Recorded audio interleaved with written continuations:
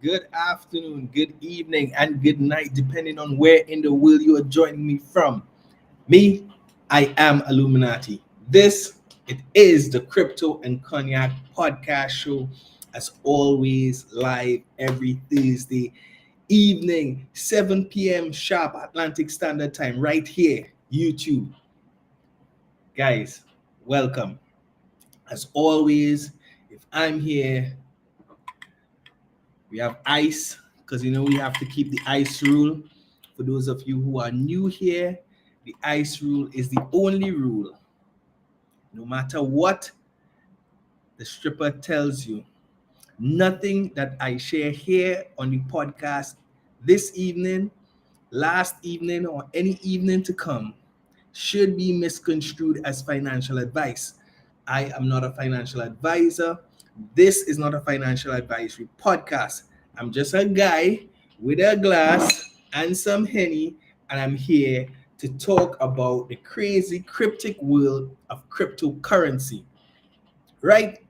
So, as always, make sure to drink, drive, and degen responsibly. Cheers! It's been a good week, huh? Huh? When I tell you we about to turn a corner, only don't listen. Only don't listen. Guys, we are, guess who's back? The crypto market is pumping again. We are above 90,000 again. And why is that? Right? People want to know. People been asking what's going on here. Is the bull run back? Is this the top? Should I cash out now? Guys, we have a long way to go. Well, not a long way, but I mean, Bitcoin is forever. So you make of that what you will, right?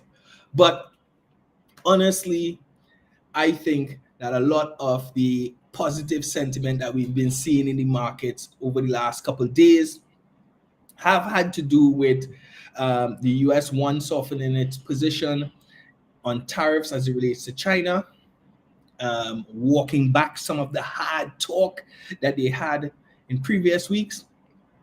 But I also think when it comes specifically to the crypto industry, a big catalyst for this current pump and the current positive sentiment in the market has to do with Mr. Paul Atkins, with an S, right?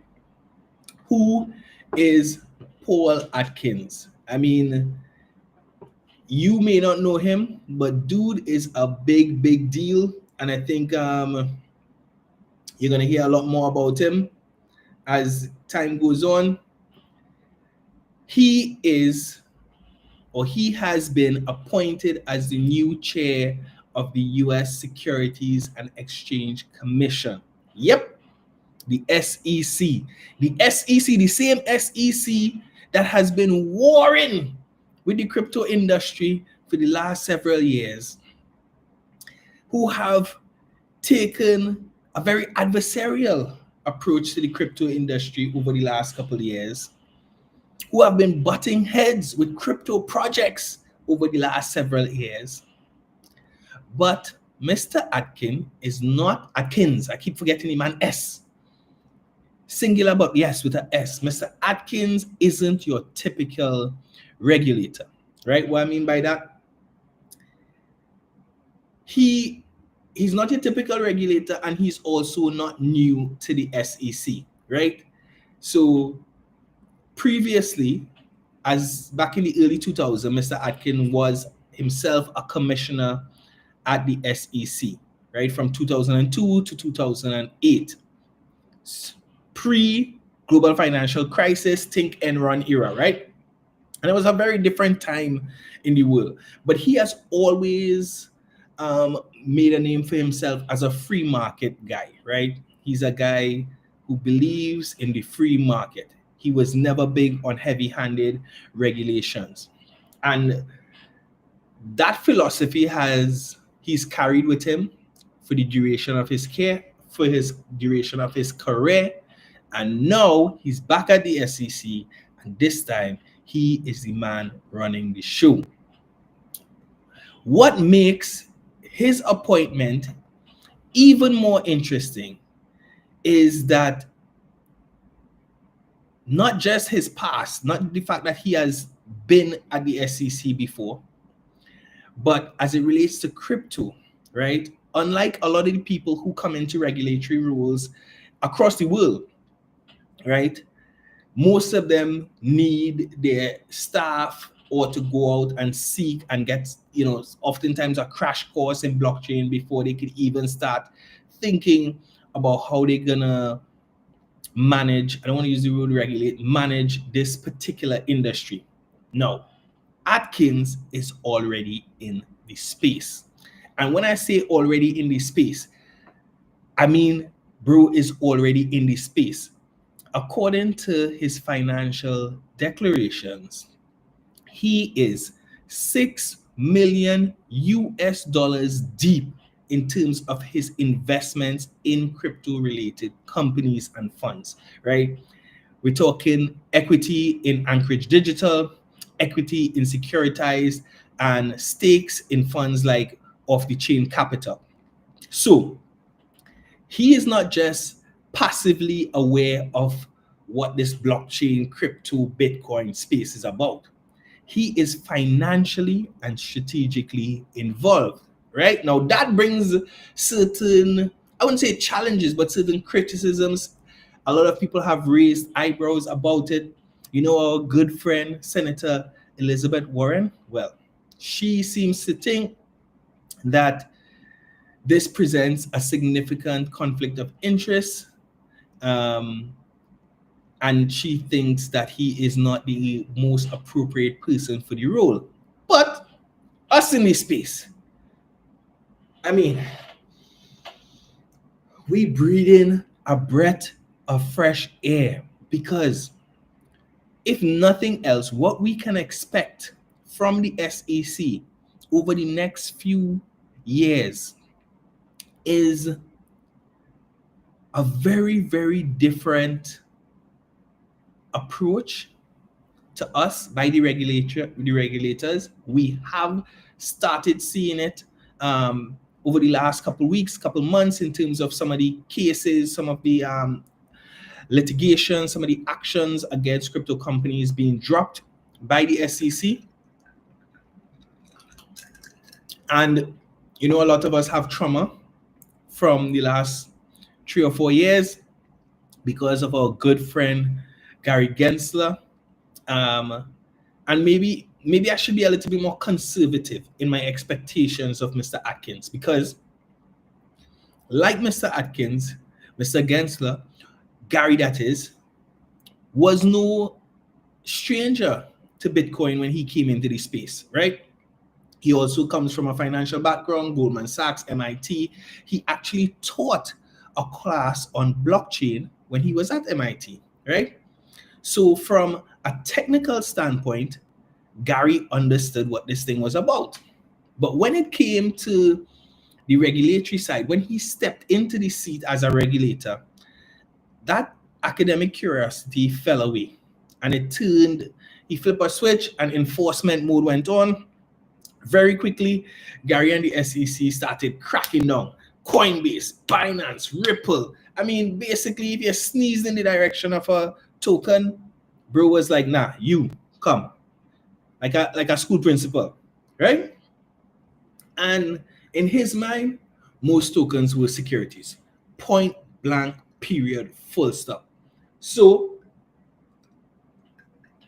now, comparing that position to Paul Atkins, his connection to blockchain and Bitcoin, and the crypto space isn't academic. It's personal, it's financial. He's invested. He's coming from the perspective not just of curiosity, but he's seen the space. He's experienced the volatility. He understands what it looks like and feels like to be an investor, right?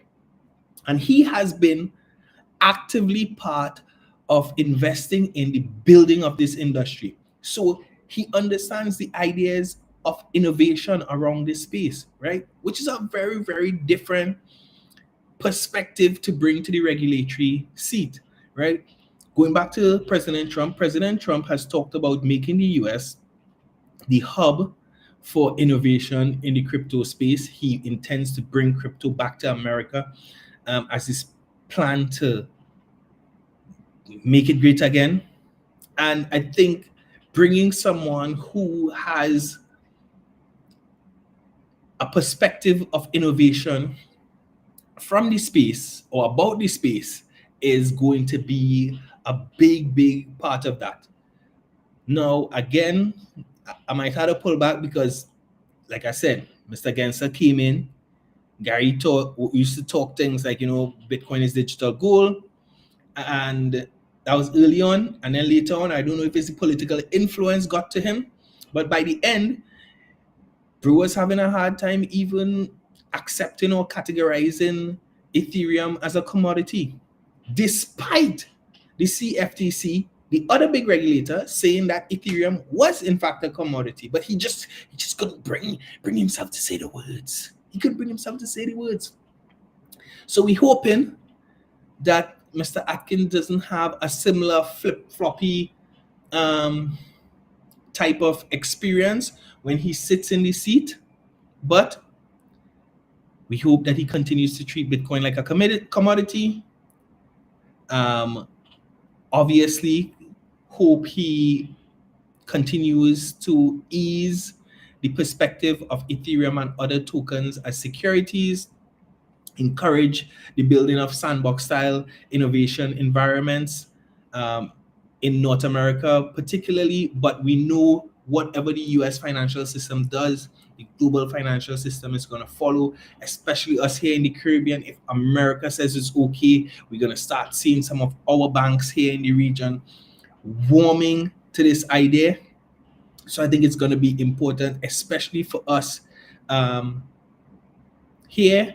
And most importantly, most of the people who have been building in this space, most of the people who have been trying to invest in this space have been asking for regulatory clarity, right? And we hope that Mr. Atkins brings some regulatory clarity as compared to courtroom drama. So, can we continue to breathe a breath of fresh air? We don't know exactly what's going to happen, but we know there's still a legal framework to be unfolded. Of course, Congress has to get involved at some point, and of course, the politics is going to play a part. Fortunately, we do have a crypto president at the helm of the US government. We now have a crypto chairman of the SEC. Hopefully, between Washington and the regulators, we see a broadening of just pro-innovation perspective around the space. We hope to see doing away with some of the aggressive enforcement strategies that we've seen. And we hope to see companies able to build, grow, continue to create in this crypto space, because, like I've been saying, it is inevitable. Stephen, tell them what is inevitable. For the other children in the class who do not know, who haven't been here before, who haven't been paying attention, please tell them what is inevitable. Yes, Cristiano Ronaldo is inevitable, but so is adoption. Adoption is inevitable, guys. So one step in the right direction. We're hoping to see step after step after step. Why I have continually said that we are at the beginning stages of this particular run and this cycle is that despite all the craziness that has been happening across markets, despite the trade wars and the Trump commentary, Bitcoin has not yet dipped under previous cycle all-time high. And for me, that's a key mark that we still have up to go. We back above 90. Let's see if we get back above 100K. Let's see how soon we could get back to making new all-time highs. Let's see how quickly we could get back to Bitcoin dominance being reduced. Let's see when we start to see the altcoins starting to move. Some of the major altcoins. I know if people are waiting with bated breath, hoping that something starts moving. Solana is moving. SU is moving. Cardano. I mean, I guess Cardano gonna do what Cardano gonna do. But guys, for me, I might actually be pushing back my time horizons. I was looking at July to start taking significant profits. I may still do that depending on how hot things get in the market. If I see things getting overheated, I might still commit to that July end of July time frame. But right now I'm kind of reassessing things, looking at more September to start taking some heavy profits. Obviously not financial advice. You look at your portfolio, but now is a good time before things start blowing. Start looking at some of the projects that you think have opportunities. And yeah, in terms of a cycle top, I think it's going to be tough for us to break through 200K at this point. But if we break through 200K, I think we're going to fly. We're probably going to touch 270 or somewhere around there. But realistically, I think we're going to top out at maybe 181. I'm calling it 181, right? Q3, yeah, Q3 maybe closer to Q4. Maybe start rotating some stuff back into BTC, stacking it for the long haul. You all know, for me, long haul Bitcoin is for my grandchildren, right? So with all that said, guys, as always, a pleasure to be with y'all. This evening, chill evening, so I'm sipping on the pure white. It's gaining favor with me. It's gaining favor with me. So I think I'm gonna finish this bottle, and then I'm gonna tell you all if I still. Well, I guess I never disliked it, but if it has moved up a notch in terms of my favorites, right? Maybe I'm getting old, but maybe it hitting me a little smoother than the VS, right? So I might demote VS, but we still have a third of a bottle to get through before we can make those kind of decisions. Guys, as always, thank you for being with me. Adoption is inevitable. Be blessed. Love. 𝐿𝐿uminati. Out.